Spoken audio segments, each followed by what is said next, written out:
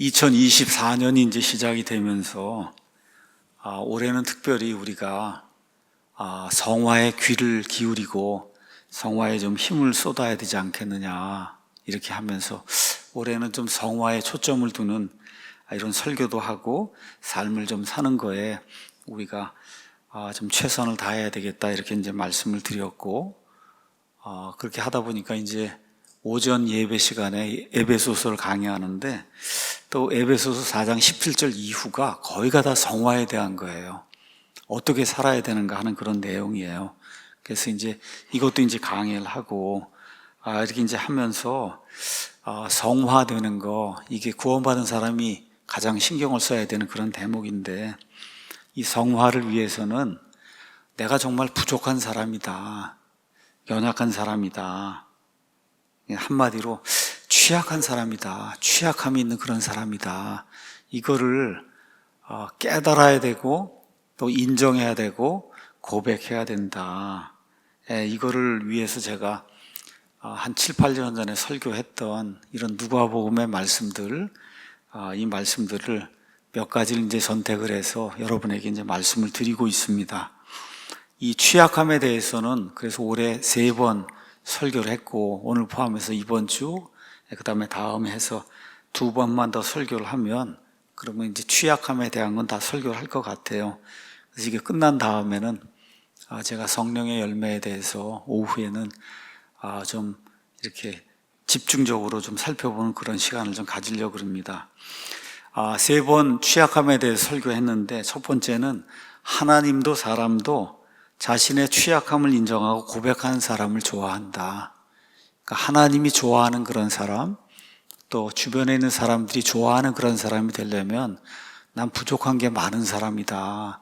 이거를 직시하고 깨닫고 그리고 사람들 앞에서 공개적으로 이렇게 인정할 줄 알고 고칠 줄 알고, 이런 사람을 하나님도 사람도 좋아한다, 이런 제목으로 말씀을 드렸고, 두 번째는 그러면 어떤 사람이 정말 취약한 사람이냐, 예를 한번 좀 보여주는 게 좋지 않냐. 그래서 취약함의 표준 모델이라고 할 수 있는 삭개오라고 한 사람이 어떻게 자신의 취약함을 드러내고 그리고 하나님 앞에 의롭다고 인정을 받고 주변 사람들에게 좋은 사람으로 인정을 받았는지, 이 내용을 이제 살펴봤고, 그 다음에 우리가 기도를 하는데 정말 간절하게 기도하는 이런 사람의 특징이 있는데, 그건 뭐냐, 자기의 취약함을 알기 때문에 간절한 기도가 나온다는 거예요.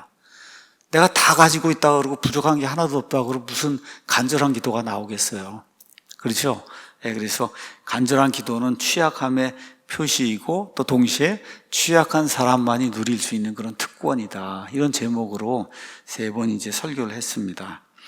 자, 그래서 기도에 대해서는 누가복음 18장 1절에서 이제 8절, 과부 여인의 간절한 기도, 사람들이 항상 기도하고 낙심하지 말아야 할 것을 보여주시기 위해 예수님께서 그들에게 해주신 그 비유를 제가 설명을 했습니다. 간절히 기도해야 된다, 간절히. 자, 그 다음에 이제 9절에서 14절에는 바리새인과 그 다음에 세리의 기도 샘플이 나옵니다. 바리새인, 정말 하나님 앞에 가서 이건 기도하는 게 아니죠. 나는 정말 이렇게 훌륭한 사람입니다 하고 자기의 훌륭한 점을 하나님 모르실까봐 하나하나 다 훌륭한 거를 나열하는, 그렇죠, 이런 기도 샘플이 하나가 있고, 그 다음에 그 옆에 이제 세리는 감히 하늘을 우러러 보지도 못하고 가슴을 치며 나는 죄인입니다. 뭘 얘기할 게 없는 거야, 하나님 앞에.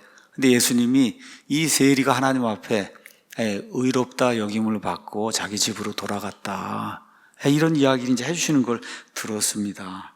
자, 그 다음에 이제 15절에서 17절엔 왜 바리새인이 자기의 훌륭함을 감히 하나님 앞에서 이렇게 나열하냐, 그 이유가 나와 있다는 거예요. 왜 그러냐, 하나님의 왕국은 어린아이처럼 순수하게 정말 떨리는 마음으로 주님을 받아들이고 있는 말씀을 그대로 받아들여야 이게 가능한데, 이게 때가 묻어갖고, 그래서 옛날에 개혁성경에는 외식하는 자는 저주가 있다 그래요. 외식, 이게 뭔가 겉으로 뭐가 이렇게 자꾸 뒤집어 써갖고 종교적인 형식을 갖추고 이렇게 뭘 하려고 하는 이런 것들이 넘쳐나면 불가능하다는 거예요. 하나님 앞에 의롭다고 인정받는 게.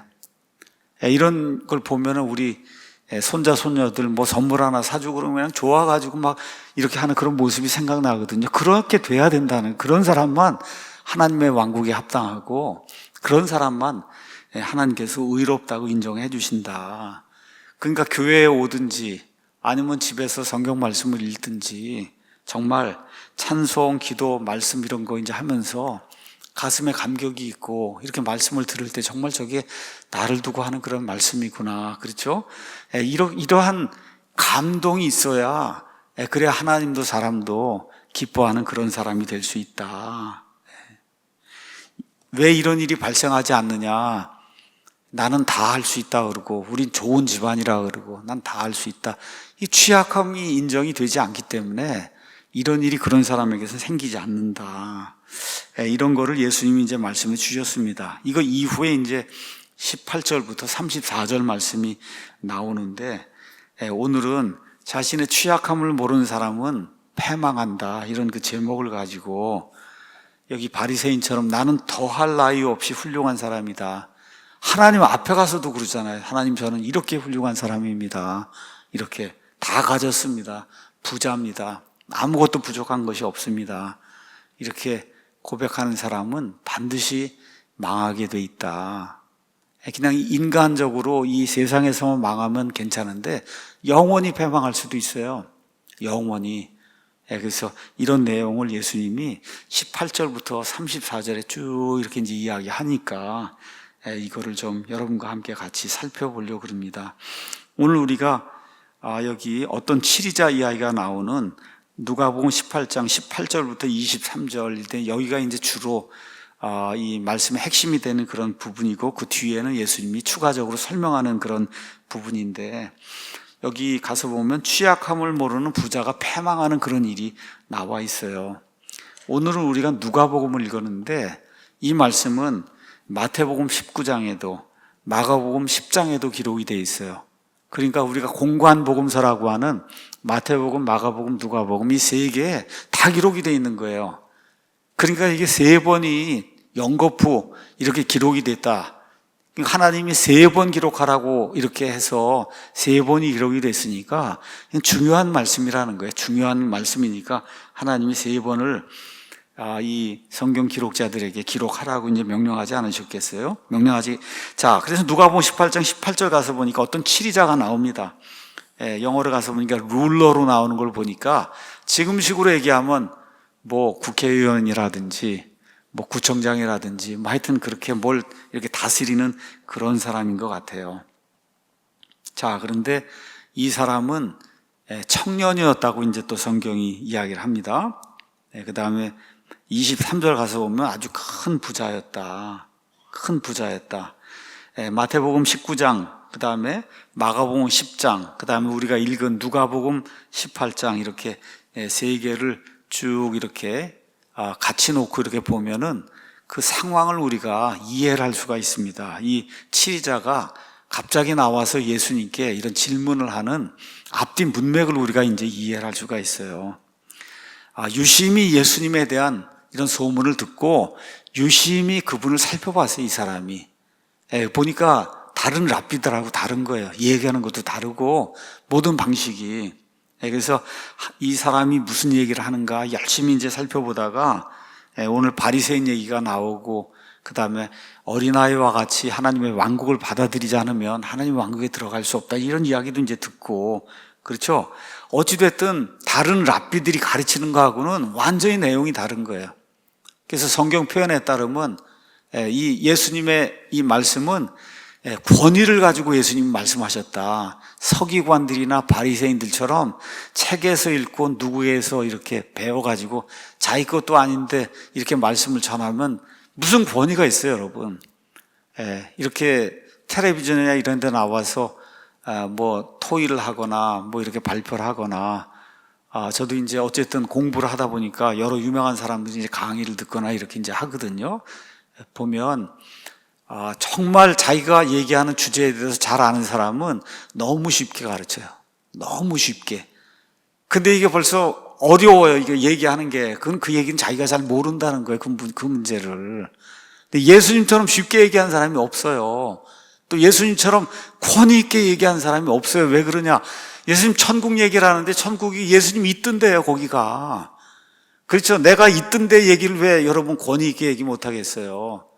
예. 근데 딴 사람들은 주워 들은 얘기를 이제 하려고 하니까 권위가 없는 거예요. 그래서 이 청년이 보니까 이거 예수님 얘기하는 거 보통 사람 얘기하는 거하고 다르다는 걸 이제 알게 된 겁니다.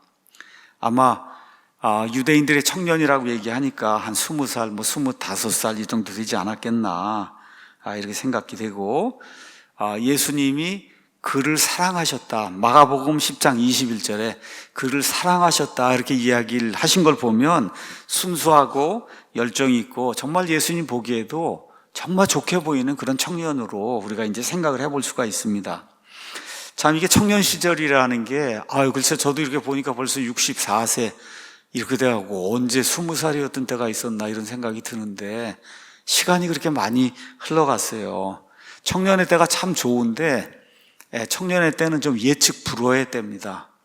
이 청년이 모든 거 좋은 거 가지고 있어도 잘 될 수도 있고 앞으로 한 30년, 40년이 되면 잘못될 수도 있어요. 우리 60 넘은 사람은 이미 삶이 거의 다 끝난 거예요. 이게 다 결정이 돼서 제대로 살았는지 제대로 살지 못했는지가 이미 이거 뒤집을 수가 없는 거니까.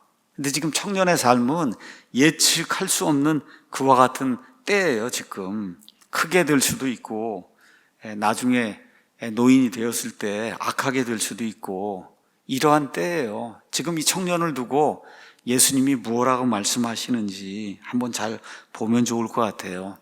돈이 많아요. 귀족이에요. 정말 무언가 진리를 탐구하라는 그런 열정이 있어요.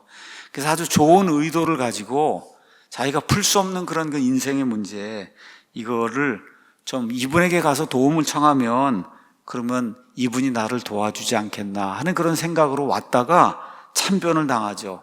어떻게 더 나쁜 상태가 돼서 예수님께 왔다가 더 나쁜 상태가 돼서 간 사람은 아마 거의 이 사람이 유일하지 않겠나. 성경에 예수님께 왔다가 상태가 더 나쁘게 돼서 간 거예요. 근심하면서 돌아갔다 그랬잖아요. 딴 사람들은 주님께 왔다가 구원받고 기쁘고 그렇게 병도 낫고 그러고 돌아갔는데 이 사람은 크게 근심하며 돌아갔다 그랬어요. 크게 근심하며 돌아갔다. 자, 거지나 술주정뱅이나 정말 거짓말쟁이나 간음하는 사람, 살인자 이런 사람이 더 나쁘게 돼서 그러고 돌아갔다 그러면 이해가 되는데 지금 여기 나와 있는 이 청년은 누가 봐도 멋있고 열심도 있고 똑똑하고 돈도 많고 좋은 부잣집 그런 청년이었단 말이에요. 근데 이 청년이 가장 훌륭한 분 예수님께 왔다가 인생이 더 좋아지지 않고 더 나빠지는 그런 상태가 돼서 돌아갔다고 하니까 우리가 이 말씀에 조금 더 귀를 기울여야 될 이유가 있는 겁니다. 도덕적으로 아주 훌륭한 그런 사람이에요. 종교적으로 아주 훌륭한 사람이에요. 열심 있는 사람이에요. 그러니까 여기저기 랍비들 쫓아다니고 하다가 지금 선생을 제대로 만났잖아요. 성실하게 살았어요. 부자예요. 교육도 잘 받았어요. 근데 문제가 뭐냐? 이 사람은 천국에 가지 못했다는 거예요. 이 사람은 천국에 가지 못했다는 거예요. 사람들이 제일 나쁜 사람이라고 하던 삭개오도 다 갔는데 예수님 십자가 옆에 있던 강도도 다 갔는데 천국에.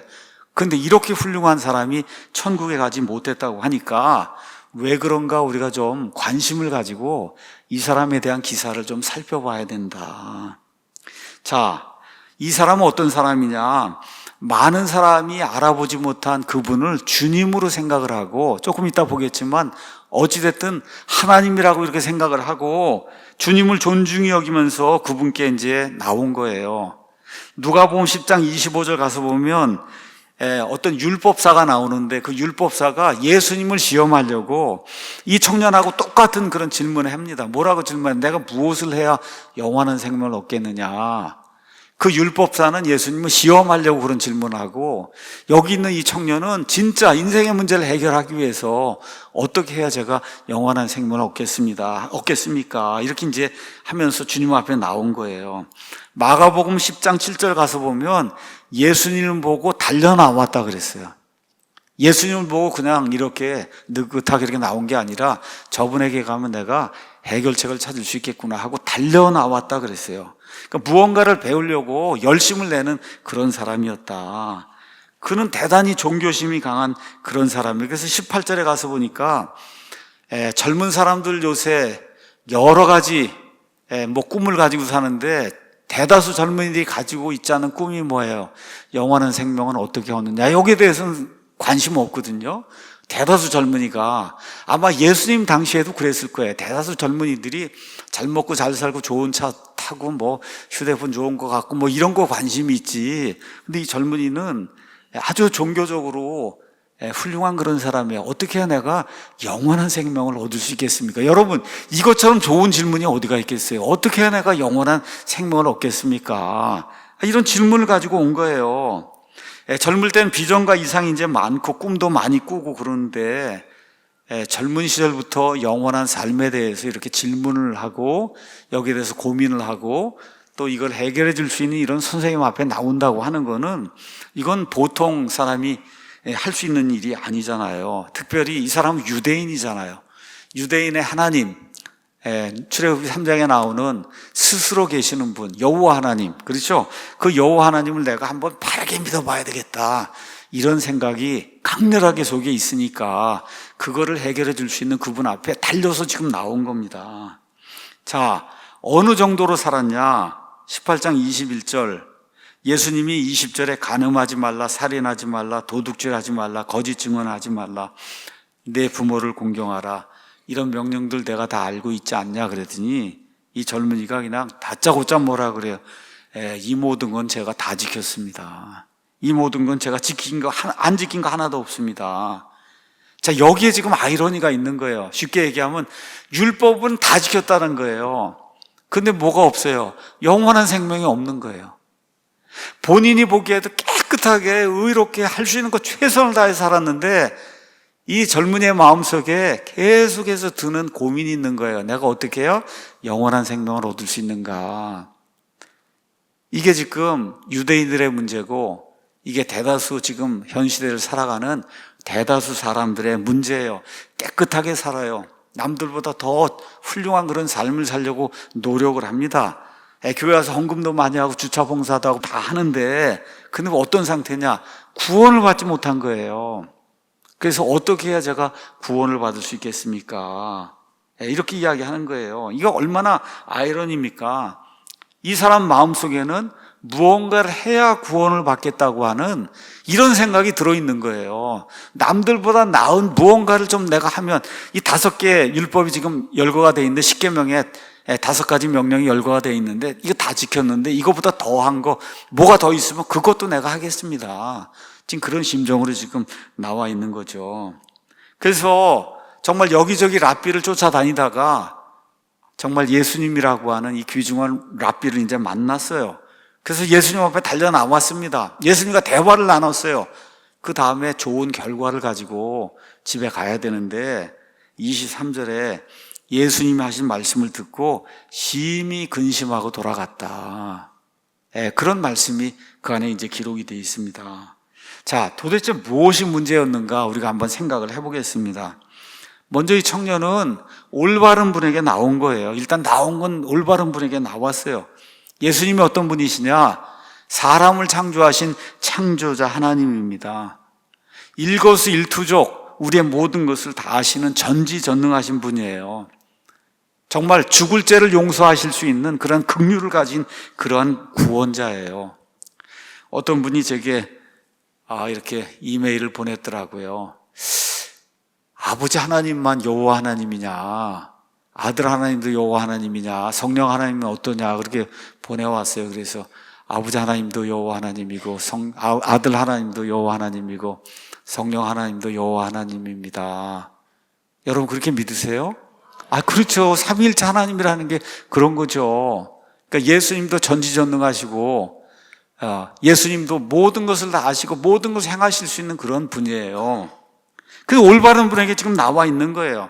다만 그 당시에는 예수님이 사람의 몸을 입고 이 땅에 오셨기 때문에 하나님처럼 여기 있다 저기 있다 그냥 시공간을 초월할 수 있는 그런 몸은 그 당시에는 없었어요.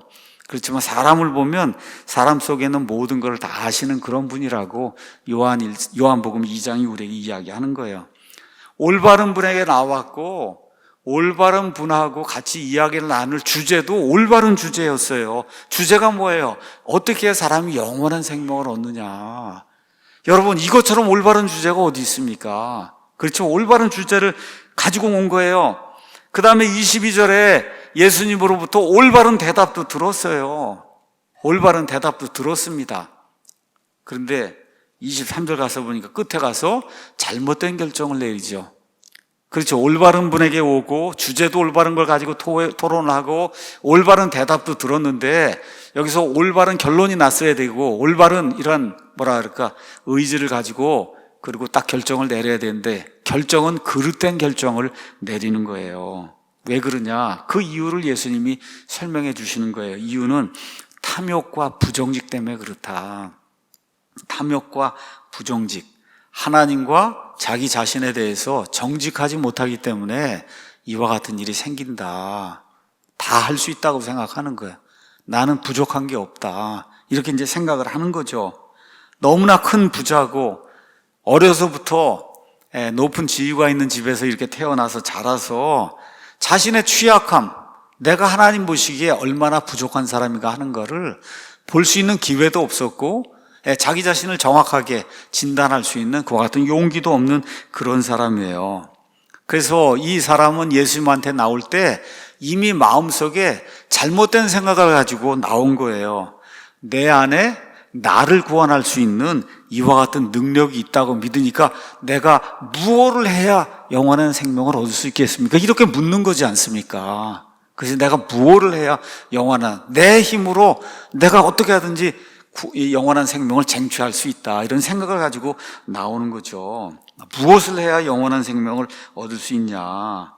이거는 뭐예요? 하나님의 은혜를 모르는 거예요. 은혜가 뭔가를 모르는 거예요.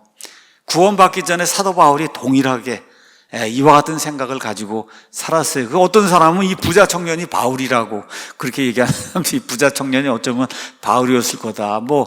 아니라고 얘기할 수는 없죠. 그렇지만 성경이 얘기하지 않으니까 그렇게는 얘기하지 못하겠고 어찌됐든 은혜를 모르고 은혜와 행위가 하나님 보시기에 어떤 건가 하는 거를 전혀 판단해 보지 못하는 그런 사람이었어요.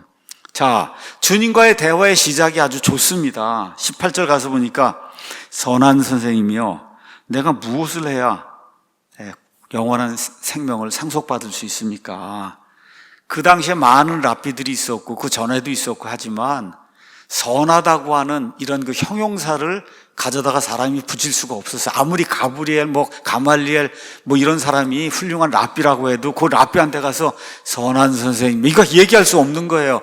어떻게 사람이 사람을 가리켜서 선하다고 이야기하느냐. 이 유대인들의 이런 전통에 따라서 선한 분은 하나님밖에 없는 거예요. 하나님밖에. 굿이라고 하는 건 하나님만 있는 거지 사람에게는 굿이라고 하는 걸 적용할 수가 없는 거예요. 근데 예수님 앞에 와서 정말 사람이 들을 수 없는 말을 한 거예요. 선한 선생이며 하고 이렇게 얘기를 한 거예요. 사람이 유대인으로서는 할 수 없는 그런 말을 이제 한 거예요.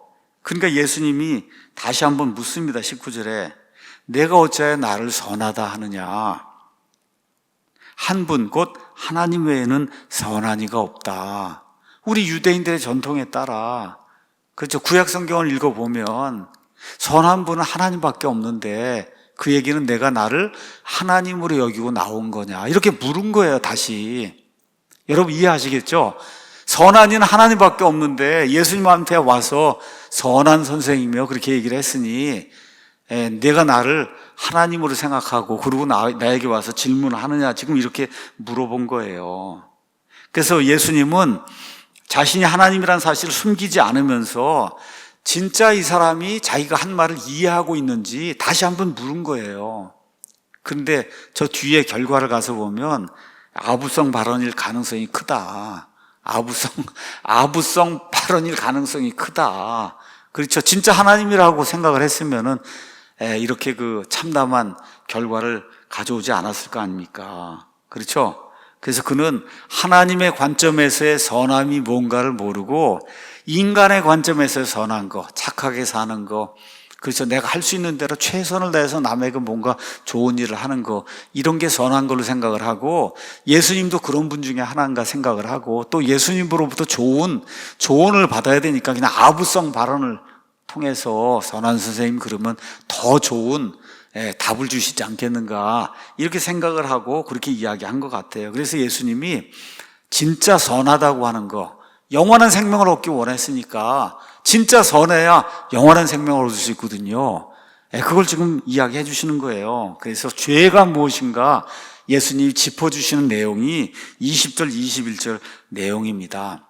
20절에 나와 있는 말씀은 출애굽기 20장 12절에서 16절에 나와 있는 하나님이 모세에게 주신 율법, 그거를 요약을 하면 10개의 명령으로 요약이 되는데, 앞에 거 4개는 하나님 이 수직적인 거, 이거 이야기하는 거고, 그 다음에 나머지 6개는 수평적으로 내 이웃과의 관계를 어떻게 살아야 된다, 이거를 이야기해서 4개, 6개로 이제 하나님의 명령이 이렇게 이제 요약이 됩니다. 근데 참 이걸 보면서 참 예수님이 정말 묘한 분이다, 진짜 놀라운 분이다, 이런 생각이 드는 거예요. 예수님이 그 6가지 그 명령 중에 5가지만 딱 언급을 합니다. 일단은 5가지만. 간음하지 말라, 살인하지 말라, 도둑질하지 말라, 거짓 증언하지 말라, 그 다음에 내 아버지와 어머니를 공경하라 하는 이 명령들, 10계명의 이 5가지 명령들을 내가 아느냐. 예수님 지금 그렇게 이야기하고 있는 거예요. 이거 명령들을 준수했느냐. 자, 여기 나와 있는 명령은 한마디로 율법입니다. 율법. 이 율법은 거울과 같아서 내가 죄가 있다는 거, 이거는 보여는 주는데 이 죄 자체는 고치지 못해요. 그래서 우리를 그리스도께로 인도하는 훈육선생은 될 수 있어도 이 죄를 고쳐주지 못해요. 구원의 방편이 아니라 우리의 부족함, 우리의 취약함, 우리의 연약함, 이런 거를 깨닫고 믿음으로 하나님 앞에 나가 은혜로 구원받아야만 된다, 이거를 가르쳐주는 이와 같은 도구가 이제 율법입니다. 근데 뭐라고 대답해요? 그가 이르기를 이 모든 건 내가 어려서부터 한 번도 어긴 적이 없이 다 지켰습니다. 지금 그렇게 이야기하는 거예요. 그러니까 뭘 이야기하냐? 나는 선한 사람입니다, 그렇게 얘기하는 겁니다. 나는 선한 사람이다. 여기에서 이제 행위 구원이 안 되는 그런 이유가 나오는 겁니다, 여러분. 하나님 앞에 가갖고는 하나님의 99% 은혜와 저의 1% 이 선한 행위, 이걸 결합을 해서 제가 오늘 구원받고 하나님 앞에 이렇게 섰습니다. 그러면 하나님이 뭐라고 말씀하시겠어요? 내 이놈 그러지 않겠어요? 여러분, 사람이 아무리 선해도 어떻게 그 선함을 가지고 하나님의 은혜를 살 수가 있어요? 이거 불가능한 거잖아요. 불가능한 겁니다. 내 행위가 내 구원에 0.00001%라도 일조했다고 하면, 그렇게 생각을 하면 그는 정말 하나님이 어떤 분인지, 사람이 어떤 존재인지를 정말 모르는 사람이에요. 모르니까 그런 이야기를 하는 거예요. 그러니까 럭크맨이라 이런 사람이 구약시대에는 믿음과 행위가 있어야 구원받는다 그러고, 환란기에는 믿음과 행위가 있어야 구원받는다 그러면 그 얘기는 무슨 얘기예요? 엄청 똑똑한 천재인데 바보라는 뜻이에요. 바보. 엄청 똑똑한 것 같은데 진짜 바보다. 아니, 하나님 앞에 가서 믿음에다 이제 행위를 좀 더해갖고 제가 이 자리에 섰습니다, 이렇게 얘기할 사람이 어디가 있습니까? 그렇죠? 인간의 행위, 인간의 선, 이걸로 어떻게 하나님의 은혜, 하나님의 구원, 영원한 생명을 어떻게 우리가 펼쳐서 획득할 수 있냐는 말이에요. 이거 불가능한 이야기지 않습니까? 불가능한 거예요.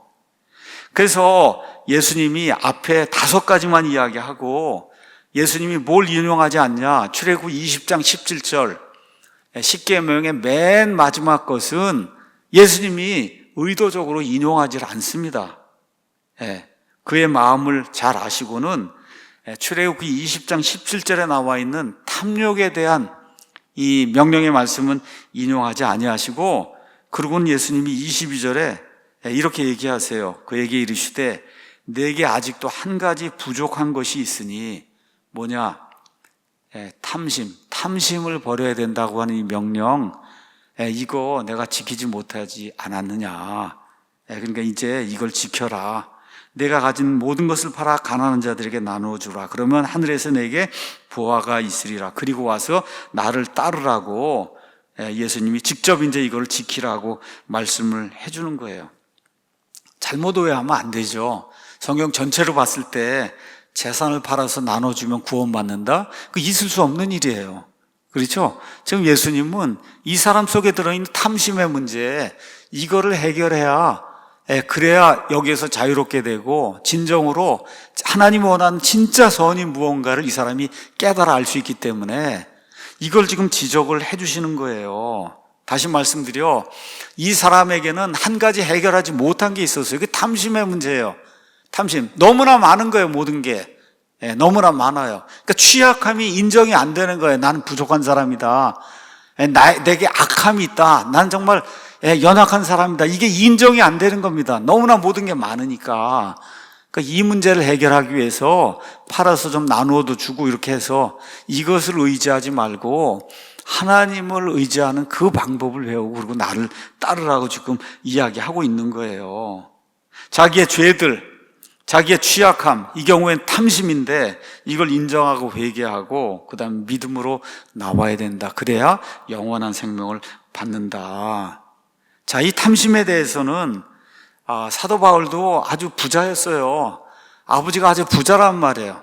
여기 다소에서 부자니까 여러분, 저 어린 나이에 7살, 8살 된 사도 바울을 어디로 유학을 보내서 예루살렘으로, 다소가 터키예요, 터키 그 다소에 아버지가 살았는데 로마 시민권자고 돈도 많이 벌고 이렇게 해서 바울을 돈 많이 들여갖고 예루살렘에 그 유명한 랍비 가말리엘의 문화생으로 보냈으니까 지금식으로 얘기하면 1년에 한 1억씩 들여갖고 유학을 보낸 거예요. 지금 뉴욕에 제일 좋다는 그런 대학으로 지금 유학을 보낸 거예요. 그러니까 바울이 부유하게 살았어요.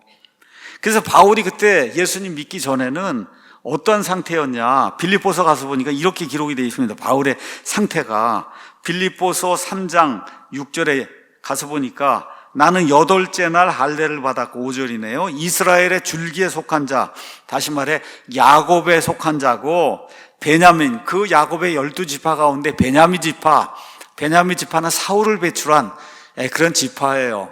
그래서 유다와 그 다음에 베냐민이 나중에 남한국 유다를 이루고 아주 자부심이 많은 초대 왕이 베냐민 지파에서 나왔으니까 아주 자부심이 많은 거예요. 히브리 사람들 중에 히브리 사람이고 율법에 관해서는 바리새인, 말 그대로 흠이 없는 그런 사람이죠. 열심에 관한 한 교회를 핍박하였고 율법에 있는 의에 대해서는 흠이 없느니라. 구원받기 전에 이 젊은 청년하고 똑같았단 말이에요. 지금 사도 바울이 구원받기 전에 상태가 똑같았어요. 근데 이 바울이 뭐라고 지금 이야기를 하느냐, 참 묘한 말씀을 로마서가 이야기합니다. 로마서 가서 보도록 하겠어요. 로마서 7장 7절에서 9절. 그러면 우리가 무슨 말을 하겠느냐? 율법이 죄냐? 결코 그럴 수 없느니라. 아니라 오히려 율법을 통하지 않고선 내가 죄를 알지 못하였으리니, 율법이 참 묘하게 너는 탐내지 말라 하고 말하지 아니하였더라면 내가 탐욕을 알지 못하였으리라. 바울에게도 문제가 하나가 있었던 거예요. 다른 거 선하게 살고 이런 거 있었는데 바울의 문제도 탐욕, 많은 걸 가졌어요. 이 젊은이처럼. 그런데 율법이 탐내지 말라 하고 말하지 아니하였더라면 내가 탐욕을 알지 못하였으리라. 그러나 죄가 명령을 통해 기회를 틈타 내 안에서 온갖 종류의 욕정을 이루었나니 이는 율법이 없으면 죄가 죽었기 때문이라. 전에 율법이 없었을 때에는 내가 살아있었으나 명령이 오매 죄가 되살아나고 나는 죽었다. 이게 무슨 얘기예요? 이게 탐욕이라고 하는 게, 이거 몰랐으면은 그건 괜찮은데 이걸 알고 나니까 이거 하지 말라 그러면 자꾸 더 하고 싶은 거예요. 그렇죠? 아이들에게 여기 가지 마라, 그렇게 뜨겁다 그러면 더 가고 싶은 거예요. 이런 게 자꾸 생겨서 죄가 죄를 낳는 이와 같은 일을 사도 바울이 이제 이야기하고 있는 거거든요. 그러니까 구원받은 뒤에 바울이 깨달은 게 난 선하게 살았다고 생각하고 율법에 관한 흠이 없다고 생각하고 살았는데 알고 보니까 그냥 탐욕 덩어리였다. 본인이 그 많은 것 중에 탐욕을 들잖아요. 지금 여기 사도 바울이 그 많은 것 중에 탐욕이라고 하는 그 예를 지금 들고 있는 거예요. 욕심을 부리지 않으려고 하면 할수록 더 욕심이 생기는 거. 그게 로마서 7장 그 밑에 21절에서 25절에 그런즉 내가 한 법을 발견하노니 그것은 곧 내가 선을 행하기 원할 때에 악이 나와 함께 있다는 것이라. 내가 속사람을 따라 하나님의 법을 즐거워하나 내 지체들 속에서 다른 법이 내 생각의 법과 싸워 내 지체들 안에 있는 죄의 법에게 나를 사로잡아 가는 것을 내가 보는도다. 지금은 구원 받았는데도 불구하고 이 탐욕에 이와 같은 어떤 늪이라든지 여기서 빠져나오기가 너무 힘들다는 거예요. 나는 비참한 사람이로다. 이 사망의 몸에서 누가 나를 구출하겠느냐. 예수 그리스도 우리 주를 통해 내가 하나님께 감사드린다. 그런즉 이처럼 나 자신이 생각으로는 하나님의 법을 섬기지만 육신으로는 죄의 법을 섬긴다. 지금 두 사람이 들어있어서 지금 구원받은 이후에도 계속 싸우고 있다. 그렇지만 그러므로 이제 그리스도 예수 안에 있는 자들에게는 결코 정죄함이 없다. 그들은 육신을 따라 걷지 않냐고 성령을 따라 걷기 때문이다. 이렇게 이야기하면서 생명의 성령의 법이 죄와 사망의 법에서 나를 해방했다는 이러한 놀라운 고백을 지금 바울이 하고 있는 거거든요. 그러니까 이거 젊은 청년이나 구원받기 전에 바울이나 심지어 구원받은 이후에 바울도 저도 마찬가지고 여러분도 마찬가지고 탐심에서 벗어나기가 어려운 거예요. 그래서 탐욕은 우상숭배라고 바울이 이야기하고 있는 거예요. 탐욕은 우상숭배다. 하나님보다 다른 어떤 거를 이렇게 탐심을 내서 좋아하면 그게 우상이 아닙니까? 우상숭배. 성경이 지금 그렇게 이야기하고 있는 거죠. 그래서 이 사람의 이제 근본 문제는 18절부터 나오는 거예요. 뭘 해서 선하게 내가 좀 살아서 영원한 생명을 얻으려고 하는 거. 그렇죠? 이렇게 하려고 했던 사람들이 누구냐? 바리새인이에요. 그 바리새인의 애가 바로 옆에 있는 18장 9절에서 14절 하나님 앞에서 기도하면서 자기의 모든 훌륭한 걸 나열하는 사람. 그렇죠? 이 사람이 바로 이 부자 청년하고 똑같은 사람. 그 예를 예수님이 보여주는 거예요. 자, 그러니까 예수님이 자, 이걸 하라고 십계명의 맨 마지막에 나와 있는 명령을 지키라고 얘기하니까 어떻게 해요? 못하겠습니다. 그렇게 나오는 거잖아요. 왜? 그건 자기 방법이 아니거든요. 자기는 어떻게 하든지 내가 할 수 있는 거 가지고 선을 행해서 하나님 앞에 가서 구원받은 거 이걸 하고 싶은데 예수님이 이 방법이 있다 하고 올바른 방법을 가르쳐 주니까 아닙니다. 그건 내 방법이 아닙니다. 그래서 어떻게 해야 돼요? 근심하면서 돌아갔다. 하나님보다는 저는 재물을 선택하겠습니다. 그리고 이제 돌아가는 내용이 그 안에 있어요. 자, 이거 읽으면서 또 잘못 생각하셔갖고 재물을 다 팔아갖고 교회에다 갖다 바치라고 목사님이 그러는 거 아닌가. 여러분, 그런 교회 가면 큰일 납니다. 아시잖아요. 뭐 우리 교회도 많이 그런 교회에서 오셨는데 집 있으면 그거 팔아서 내고 전세 살라 그러고, 전세 살고 있으면 갖다 팔아서 그 다음에 월세 살라 그러고, 그런 교회 있잖아요. 제가 어디라고 얘기하지 않겠는데 구원을 강조하는 그런 교회들 여기에서 그렇게 하잖아요. 지금 그런 얘기 하려고 하는 게 아니거든요. 재물 다 팔아서 바쳐라. 가난하게만 살아야 된다. 아니에요. 그 얘기하는 거 전혀 아니에요. 재물을 신뢰하며 그걸 가지고 뭘 할 수 있다고, 자기의 선을 이룰 수 있다고 하니까 그럼 그게 가능한지 한번 해보라고 예수님이 말씀을 하시는 거다. 성경에 나와 있는 재물, 부에 대해서 잠깐 말씀드리겠습니다. 구약 성경의 재물은 인생 무상을 보여주는 그러한 도구예요. 그걸 보려면 전도서를 보시면 됩니다. 이 세상에서 가장 부유하게 살았던 사람의 고백이 그 안에 들어있으니까 재물이 뭔가 하는 것을 우리가 알 수가 있어요. 그 다음에 주님의 일을 하기 위해서 필요한 도구가 역시 재물이에요. 예수님이 이 땅에 오셨을 때, 또 바울이 여기저기 선교 여행을 다니고 할 때 뭐가 필요했겠어요, 여러분? 재물이 있어야 일을 할 거 아닙니까? 그렇죠? 그래서 재물은 주님의 일을 하는 그런 도구인데 대다수 사람들에게는 저를 포함해서 주님의 일을 하는 그런 도구로 사용이 잘 안 됩니다. 왜 그러냐? 탐욕이 다 누구에게 있기 때문에 그런 거죠.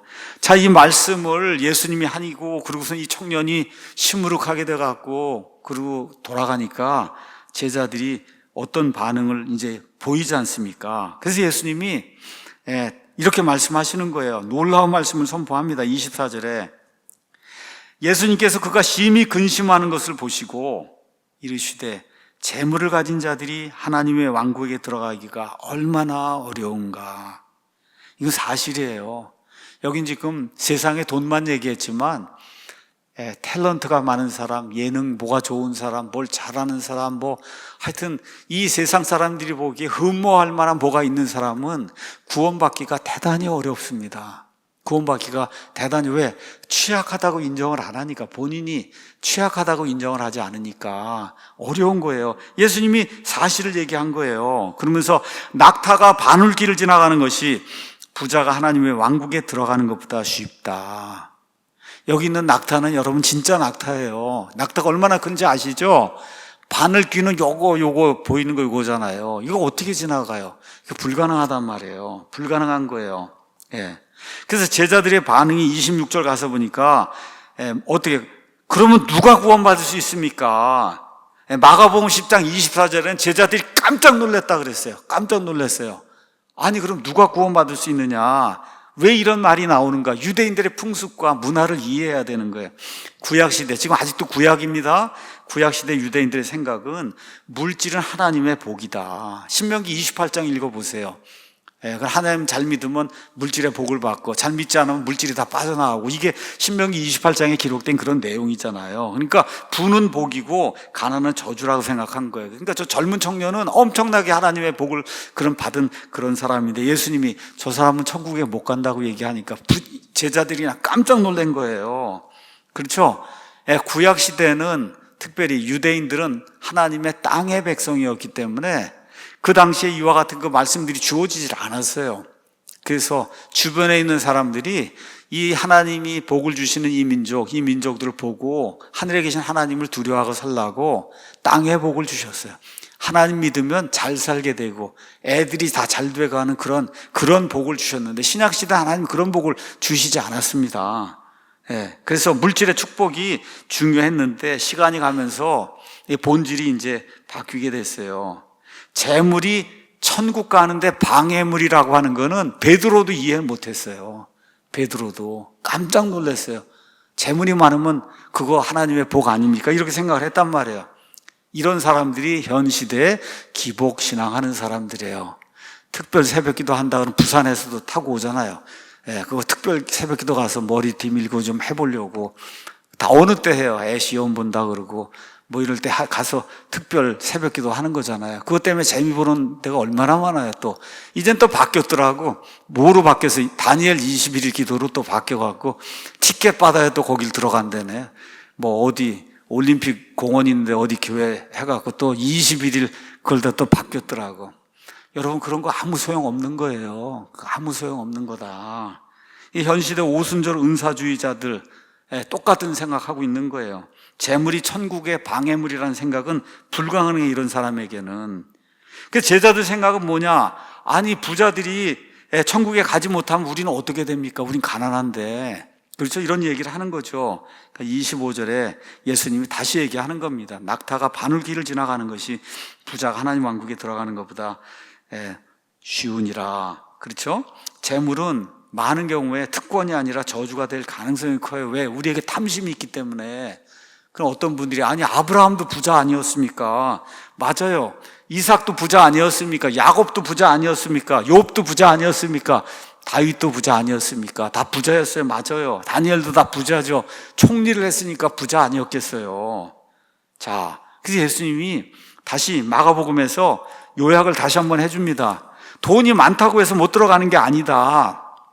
마가복음 10장 23절에서 24절에 이렇게 이제 예수님이 얘기하시죠. 23절, 24절. 재물을 가진 자들이 하나님 왕국에 들어가기가 얼마나 어려운가. 동일한 말씀 하시고 나서는 예수님이 이걸 설명을 해주시는 거예요. 얘들아, 재물을 신뢰하는 자들이 하나님의 왕국에 들어가는 건 심히 어렵다. 재물을 많이 가진 자들이 들어가는 게 어려운 게 아니고, 재물을 많이 갖든 적게 갖든 그거를 신뢰하면, 가난하든 부자든 그걸 신뢰하면 못 들어간다. 지금 그 얘기가 핵심이라고 예수님이 말씀해 주세요. 누가복음 16장 13절의 표현에 따르면 사람이 두 주인을 섬길 수 없다. 하나님과 만mon을 동시에 섬길 수 없다. 그런 이야기를 하는 거죠. 우리가 인간이기 때문에 뭔가가 내게 넘치도록 많으면은 그러면 이거를 벗어나서 자신의 취약함을 인정하기가 대단히 어려워요. 대단히 어려운 거예요. 자, 디모데전서 6장 9절에 그래서 사도 바울이 이렇게 이야기하는 겁니다. 6장 9절. 부유하게 되려는 자들은 사람들을 파멸과 멸망에 빠지게 하는 시험과 올무와 여러 가지 어리석고 해로운 욕심에 떨어지나니 이는 돈을 사랑함이 모든 악의 뿌리이기 때문이라. 돈이 모든 악의 뿌리가 아니고 돈을 사랑하는 게 모든 악의 뿌리인데 대다수 사람은 돈을 사랑하게 돼 있어요. 여기 돈을 사랑하게 돼 있어요. 저도 그렇고 누구나. 그렇기 때문에 저와 여러분이 조심해야 되고, 뭐 학식이니 명예니 권력이니 뭐 재물이니 하여튼 뭔가 사람들이 선망하는 무언가 하나가 많으면 탤런트가 많든지 뭐 우리 여자 자매님들 같으면 얼굴이 예쁘다든지 뭐 이렇게 이러면은 어려워요. 예수님 믿기가. 그게 현실이에요. 그걸 지금 이야기하는 거예요. 그게 현실이다. 부자가 되면 교만, 거만, 오만, 무관심, 무반응. 내가 지금 다 잘 살 수 있는데 무슨 하나님이 필요해. 제 옆방에 저하고 같이 한 30년을 근무한 아주 좋은 그런 교수님이 너무 훌륭하고 모르는 게 없어. 너무 훌륭해. 그러니까 예수님을 못 믿더라고요. 왜 그러냐? 다 알아. 뭐 얘기하면 그냥 다 척척박사 다 알아. 다 모든 거를 다. 그러니까 예수님을 못 믿어요. 다 이해해요. 예수님에 대해서 얘기하고 그러면 다 좋은 걸 이해하는데 신뢰는 못하는 거예요. 안 돼요. 그게 내가 이렇게 머리가 좋은데. 그래서 이제 아파야 이제 믿겠구나. 그리고 이제 기다리고 있는 거예요. 제가 이제 아파야 아프고 그래야 이제 믿겠구나. 그러고 있는 겁니다. 요한계시록 3장 17절은 맨 마지막 시대에 교회의 예표가 되는 라오디게아 교회에 대한 예수님의 판단이 나옵니다. 뭐라 그래요? 나는 부자며 재산을 불렸으므로 아무것도 부족한 것이 없다. 그렇게 이야기하면서 그러면서 내 비참한 것과 가련한 것과 가난한 것과 눈먼 것과 벌거벗은 것을 알지 못하는도다. 예수님이 그렇게 이야기하는 거예요. 그러니까 이걸 알아야 이게 내가 취약한 사람이구나. 그렇죠? 내가 뭐 아무리 돈을 많이 가졌어도 이제 죽을 수밖에 없는 인간에 지나지 않는구나. 이거를 깨달아야 그래야 되는데 그렇게 되기가 인간으로서는 대단히 힘들다는 거예요. 대단히 힘들다. 이거를 극복하는 사람이 돈을 많이 가지고 있든 적게 가지고 있든 아브라함이 그걸 극복했잖아요, 여러분. 다윗이 그걸 극복했잖아요. 돈이 많았는데도 불구하고. 그렇죠? 이렇게 되는 게 진짜 하나님을 신뢰하는 거다. 그래서 예수님이 27절에 아니 그럼 부자가 못 들어가면 어떻게 구원받을 수 있습니까? 제자들이 그렇게 얘기하니까 예수님 뭐라 그래요? 사람들에게는 불가능한 것들이 하나님께는 가능하다. 뭐예요? 재물이 많아도 구원받을 수 있다는 거예요. 얼굴이 예뻐도 구원받을 수 있다. 명예가 많아도 다니엘처럼 요셉처럼 국무총리가 되고 나라를 다스려도 구원받을 수 있다. 사람들에게는 불가능한데 하나님께는 그게 가능하다. 재물과 재능, 우리가 가지고 있는 학식, 명예, 권력에게 노예가 되는 게 아니라 이거를 부리고 사용할 줄 아는 사람이 되면 그러면 구원받을 수 있다는 거예요. 여기까지 우리가 이제 보면서 취약하다고 하는 것이 무엇인가, 내가 정말 부족하다고 하는 것이 무엇인가, 이거를 깨닫는 게 하나님 앞에서도 인정을 받고 사람들에게서도 인정을 받는 지름길이라고 하는 거를 우리가 늘 기억해야 돼요. 특히 목사, 이 교회 이 앞에 서서 말씀을 전하는 목사는 이걸 머릿속에 집어넣어야 돼요. 내가 부족합니다 하고 고백할 수 있어야 성도들이 존경하는 그런 목사가 될 수 있는 거예요. 이게 너무나 성경이 가르치는 명백한 진리인데 많은 목사들이 그걸 못해요. 엘리베이터 교회를 치면 목사 거 따로 하나 짓고 성도들 거 따로 짓고, 여러분 이게 말이 됩니까? 이게 목사 엘리베이터 따로 있고 성도들 거 따로 있고 이게 말이 돼요? 이게 이런 짓을 하고 있는 거예요. 이게 목사들이 왜 그러냐? 바리새인들하고 똑같아서 아직 뭘 몰라서 그런 거예요. 밥도 따로 먹고, 목사 위에 사는 요리사가 따로 있고, 성도들 밥 주는 요리사가 따로 있고. 여러분, 그거 되겠어요, 그게? 그 예수님이 그렇게 했어요. 예수님 위해서 밥하는 요리사가 따로 있고, 제자들 위해서 밥하는 요리사가 따로 있고, 그러면 되겠어요? 똑같은 밥 먹어야지. 그렇잖아요. 똑같은 식탁에서 똑같이 같이 얘기하면서 밥 먹어야지. 이게 지금 성경이 이야기하는 너무나 명료한 그런 진리의 말씀 아닙니까? 결론 드리겠습니다. 누가복음 18장에 나오는 이 부자, 또 청년, 이 치리자는 누구냐?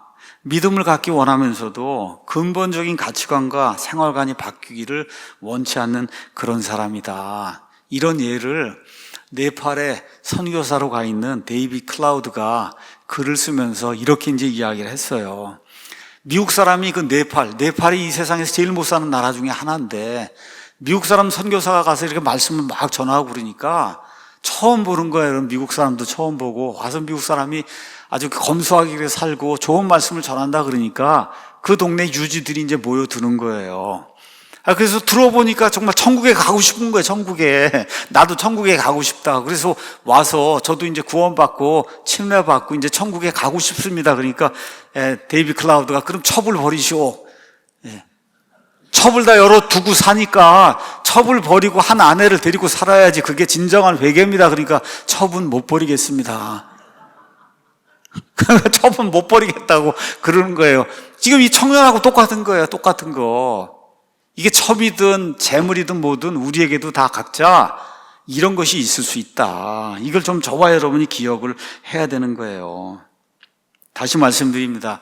청년들, 부자들, 재능만 가진 이런 사람들 두려워해요. 저도 옛날에 그런 두려움이 있었어요. 이거 다 버리고 예수님만 쫓으라 그러면 어떡하나. 여러분, 다 버리고 그러면 이거 쫄쫄 굶고 어떻게 사나. 이렇게 생각할 수 있잖아요, 젊은 사람들이. 예수님이 이야기하는 거는 내가 정말 귀하다고 생각하는 거, 이게 정말 귀한 건가? 그 선함으로 하나님 앞에 내가 나갈 수 있는 건가? 이걸 지금 테스트 해보라고 이야기하는 거잖아요. 그 얘기는 뭐야? 내가 어느 부분에서 취약한가? 이거를 좀 살펴보고, 그리고 취약함을 인정을 하고 고백을 하고 하나님 앞에 나오라고 예수님이 말씀해 주시죠. 그 인정하고 고백하는 게 성경의 용어로 이야기하면 회개예요. 내 취약함, 부족함, 죄, 이거를 인정하는 게 성경 용어로는 회개하는 겁니다. 회개하는 거.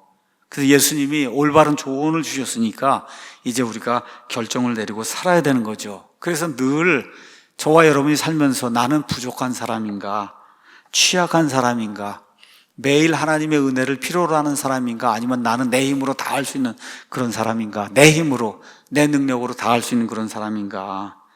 그래서 나 자신을 정확하게 이렇게 인지를 하고 깨닫고 우리의 상태를 깨닫고 그리고 하나님만 의지하는 겁니다. 여러분, 구원도 하나님만 의지하고 매일매일 아침부터 저녁까지 사는 것도, 하루하루 사는 것도 하나님만 의지하고, 그렇죠? 이렇게 사는 거, 이거를 배우라고 예수님이 이런 말씀을 주신 겁니다. 잠깐 기도하겠습니다.